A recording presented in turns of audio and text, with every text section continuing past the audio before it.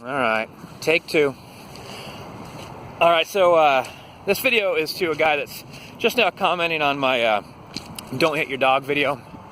And I see the same comment a lot, so I'm gonna just kind of try to address this. The idea is that not all dogs are the same. Dogs are gonna learn different ways, and some dogs, because of whatever, they require more than just a little pat on the butt to get their attention. You know, like just because it worked for me and it works for a few people I know doesn't mean it's going to work for everybody. Now, so imagine you're going to get a dog. Hey, Keela, come this way. Imagine you're going to get a dog and you want to train him on all these things, and someone says like, okay, you could have the dog, you could train him for all those things you want to train him, but you can't hit him. Would you be capable of doing that? Now imagine you say no. No, sometimes I'm going to have to hit him. Then you can't have a dog, right? Like, so you're like, but I really want one. So I'm going to try. I'm going to try not to hit my dog, you know? What's the worst thing that could happen? Alright, so I got these friends that got this dog, and the dog was insane. Just energy through the roof. The dog was in the air more often. It would only touch the ground occasionally. And they had like this glass coffee table, and I was like, the dog would just like leap onto that and leap onto everything. Hey, Keela, come all the way over here, honey. Up here. He's like, how about this far? This far? How about this far? How about all the way?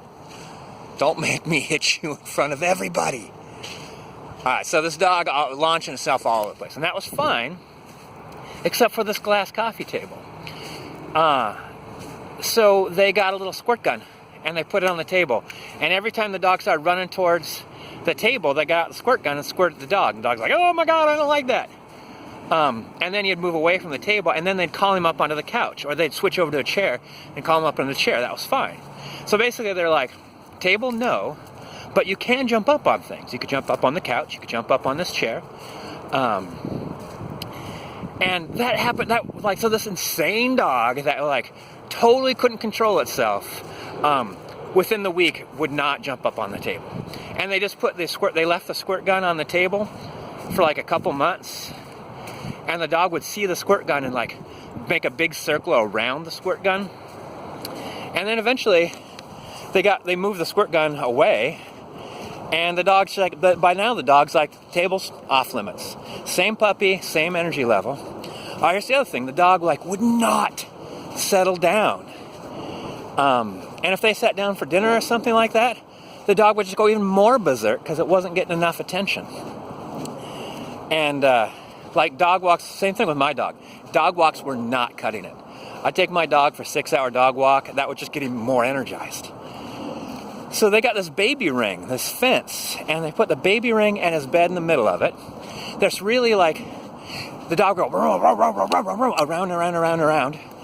And then like, because it's on its bed, it would just lay down, and next thing you know, it's passed out.